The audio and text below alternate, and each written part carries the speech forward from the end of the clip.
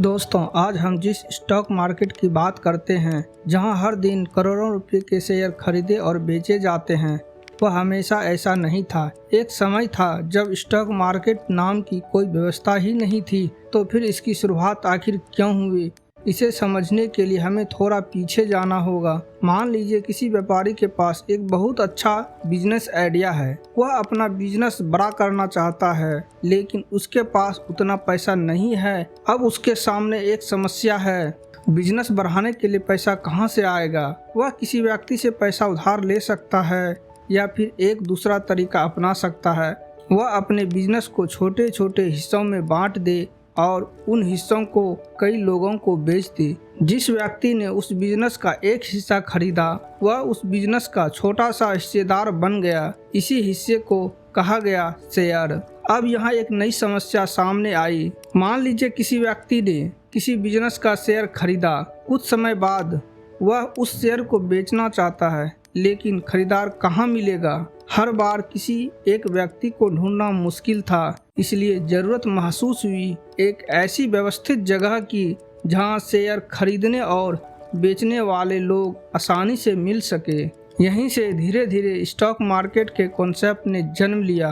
अब इसकी शुरुआत को थोड़ा और पीछे से समझते हैं। सैकड़ों साल पहले यूरोप में कई व्यापारी समुद्र के रास्ते दूसरे देशों में व्यापार करने जाते थे। इन यात्राओं में बहुत पैसा लगता था। बड़े बड़े जहाज तैयार करने होते थे, सामान खरीदना होता था, लंबी यात्रा करनी होती थी और सबसे बड़ी बात, इन यात्राओं में रिस्क भी बहुत ज़्यादा था। अगर कोई एक व्यापारी पूरा पैसा लगाता तो नुकसान होने पर उसका पूरा पैसा डूब सकता था। इसलिए लोगों ने सोचा, क्यों ना इस बड़े बिजनेस का रिस्क कई लोगों में बांट दिया जाए। कई लोग थोड़ा थोड़ा पैसा लगाए और बदले में उन्हें बिजनेस में हिस्सा मिले। इस तरह बिजनेस के ओनरशिप को छोटे छोटे हिस्सों में बांटने का कॉन्सेप्ट धीरे धीरे बढ़ने लगा और इन हिस्सों की खरीद बिक्री के लिए व्यवस्थित मार्केट बनने लगी। आधुनिक स्टॉक मार्केट के इतिहास में 1600 ईस्वी का दौर बहुत महत्वपूर्ण माना जाता है, क्योंकि इसी समय सबसे बड़े व्यापारिक वेंचर के लिए लोगों से कैपिटल जुटाने और ओनरशिप के हिस्से देने की व्यवस्था काफी विकसित हुई। अब इसे एक आसान उदाहरण से समझते हैं। यदि किसी कंपनी को अपना बिजनेस बढ़ाने के लिए 10 लाख चाहिए, कंपनी ने अपनी ओनरशिप को 10,000 बराबर भागों में बांट दिया। हर भाग की कीमत 100 रुपया रखी गई।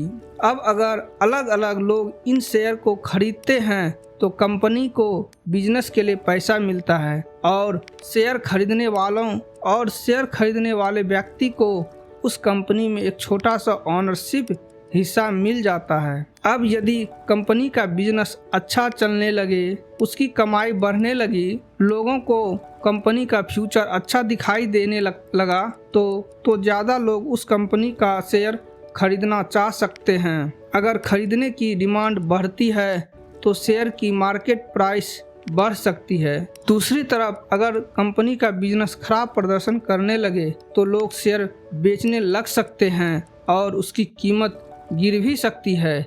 यानी शेयर की कीमत सिर्फ कंपनी के नाम से तय नहीं होती, मार्केट में उस शेयर को खरीदने और बेचने वाले लोगों की डिमांड और सप्लाई भी उसकी कीमत को प्रभावित करती है। अब एक और चीज़ समझिए, आज स्टॉक मार्केट कोई ऐसी फिजिकल जगह नहीं है जहां हजारों लोग बैठकर कागज के शेयर खरीदते और बेचते हैं। आज यह प्रक्रिया काफ़ी हद तक इलेक्ट्रॉनिक और डिजिटल हो चुकी है। भारत में शेयर की ट्रेडिंग मुख्य रूप से NSE और BSE जैसे स्टॉक एक्सचेंज पर होती है। आप अपने ब्रोकर के ट्रेडिंग प्लेटफॉर्म से किसी शेयर को खरीदने या बेचने का ऑर्डर देते हैं और वह ऑर्डर मार्केट सिस्टम के जरिए एग्जीक्यूट होता है। यानी आज आप अपने मोबाइल से ही कुछ ही सेकंड में किसी लिस्टेड कंपनी का शेयर खरीद या बेच सकते हैं, लेकिन इसके पीछे एक पूरा ऑर्गेनाइज्ड फाइनेंशियल सिस्टम काम करता है।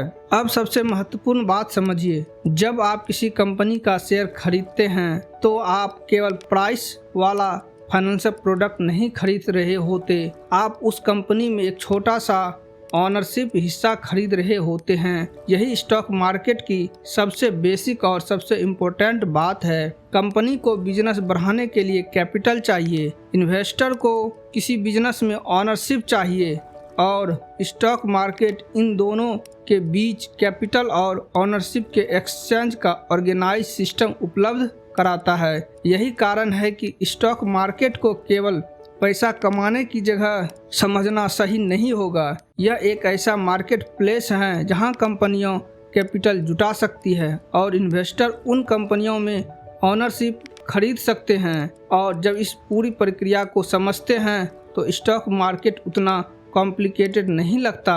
बस इतना समझिए, कंपनी को पैसा चाहिए, इन्वेस्टर को ऑनरशिप चाहिए और शेयर के माध्यम से दोनों एक दूसरे से जुड़ते हैं। यही स्टॉक मार्केट की मूल अवधारणा है।